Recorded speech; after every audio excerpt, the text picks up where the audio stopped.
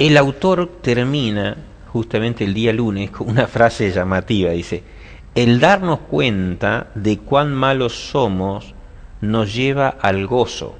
Ahora no pone punto, pone coma, porque si no sí sería muy complicado para entenderlo. Dice: porque sabemos que a pesar de nuestra condición podemos tener vida eterna, y por causa nada menos que ¿quién? De Jesús. Entonces allí, ¿cierto?, más todavía se acrecenta, ¿cierto?, el tema de la gratitud a Dios y del reconocimiento de lo que Dios está haciendo por nosotros.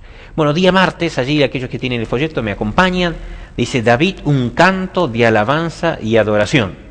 Y bueno, creo que con la introducción que yo hice, decir, bueno, si podríamos decir por las cosas erradas de David, más canto, ¿no? Eso no quiere decir que entonces aquellos que cantan mucho es porque han errado mucho, si no estaríamos mal, ¿no? Y para mí era su forma de descargarse emocionalmente y comunicarse con Dios. El canto en la vida de David y la música era muy importante, ¿no?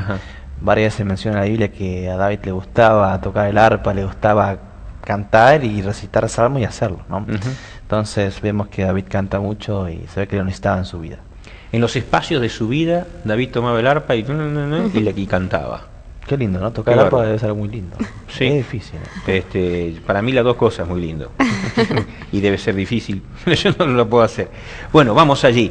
Dice allí: la comprensión que tenía David de Dios y de la salvación que él ofrece modeló no solo su propia vida, sino también su liderazgo espiritual y su influencia sobre la gente. Dice, la salvación que Dios ofrece, dice, modeló no solo su propia vida. Dice, todos sus salmos presentan continuamente, el tema es el plan de salvación de Dios para con sus hijos, aquellos pecadores arrepentidos. Tremendo, ¿no? Tremendo.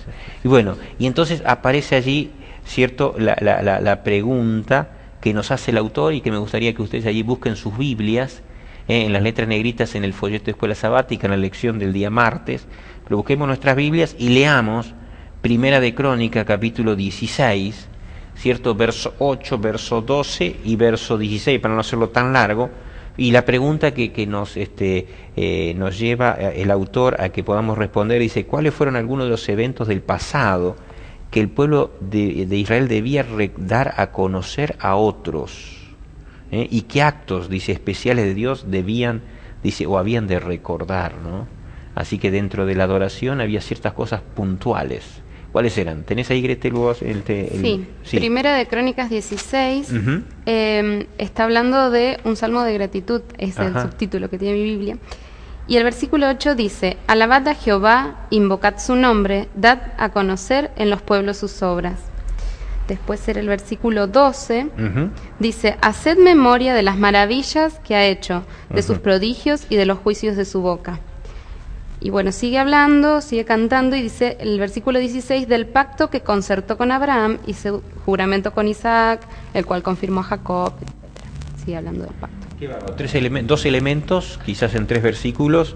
El primero hablando, dice, alabad a Jehová, invocad su nombre. Y luego entonces dice, da a conocer en los pueblos sus obras. Fíjate que qué es lo que pretendía Dios, ¿no? Más en los tiempos antiguos, que eran pueblos muy, digamos, muy creyentes en diferentes dioses, y a su vez el pueblo de Israel tenía a Dios, que es el único Dios que existe, ¿no? Pero ¿qué es lo que apunta Dios? Que recuerdan las obras que hizo a través del tiempo Dios en las vidas de los israelitas, ¿no? Si empezamos a hurgar en la historia del principio, desde que lo sacó de Egipto, el primer gran milagro que abrió el Mar Rojo, ¿no?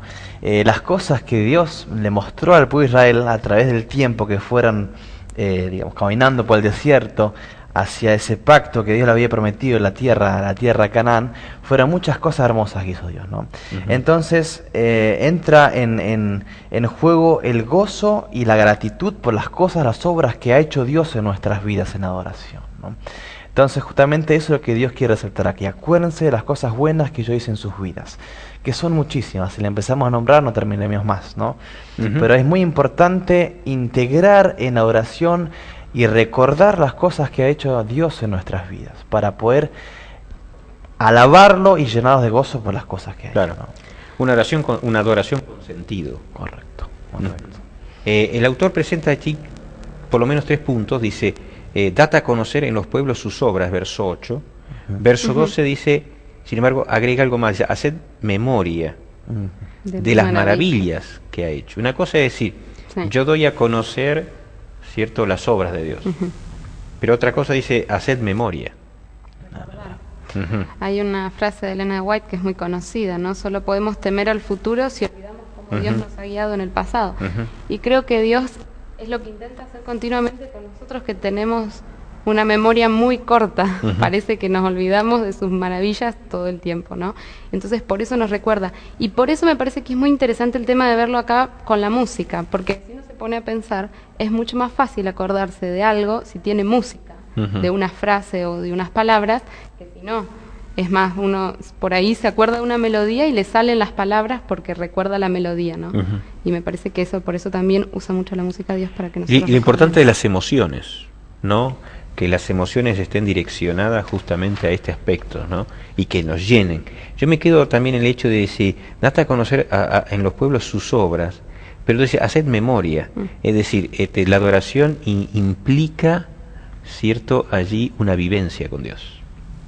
Pues dice, haced memoria, es decir, yo he vivido algo, he participado de algo con Dios. Ahí entonces la adoración como que toma el verdadero sentido que tiene que tener, ¿no? Que la vivencia tiene un valor muy importante, muy clave en la adoración. Es como que necesitas conocer a Dios para saber qué hizo en tu vida o qué ha hecho a través de tu vida para poder adorarlo de corazón, ¿no? No puedes adorar sin motivo, como dijiste vos. Tenés que tener un motivo, una base. Y bueno, simplemente pensar en la cruz ya es un motivo suficientemente enorme para adorarlo todos los días. Amén, amén por ello.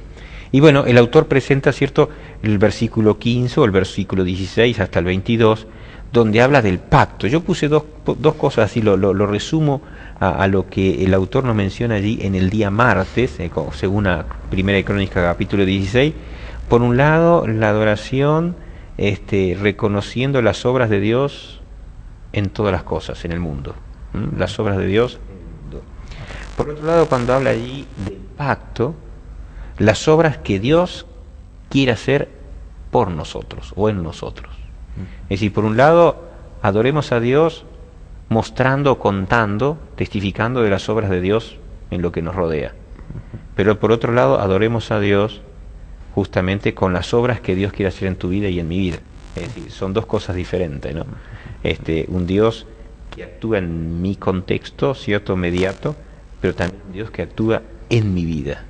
Y creo que eso es digamos así, el equilibrio en cuanto a la adoración. Dios espera que lo reconozcamos en nuestro alrededor, pero también Dios espera que lo reconozcamos en nuestro interior. Claro, es que eso es una forma muy linda de adorar también. Por ahí la adoración tiene un aspecto muy amplio, ¿no? El canto, la música es parte de ese aspecto amplio que involucra la adoración, pero como vos bien decías, ¿no? Algo que es muy importante también es adorarlo a través de nuestros actos, en nuestras vidas, demostrar quién es el Dios en nuestras vidas, una forma también de adorarlo diariamente, ¿no? Y aquí el autor presenta, ¿cierto?, continuamente varias frasecitas que el Primera de Crónicas menciona. Si ustedes me acompañan en el folleto de Escuela Sabática, ¿cierto?, aparece en el párrafo anterior a las letras en negrita, dice, lee el canto entero en Primera de Crónicas 16, 8 al 36, y nota frases o expresiones, ¿no?, que hablan o que invitan, ¿cierto?, en cuanto a la adoración. Y entonces dice, dar gracias, cantar, invocar su nombre, buscar a Jehová, dar a conocer, hablar, declarar, dar gloria a, proclamar, recordar y traer, dice allí, una ofrenda. Quiere decir que todos esos verbos que están en imperativo, ¿no? Es decir, son verbos en imperativo. Quiere decir que la adoración, en cierto sentido, comprendemos aquí un poquitito más, es un imperativo.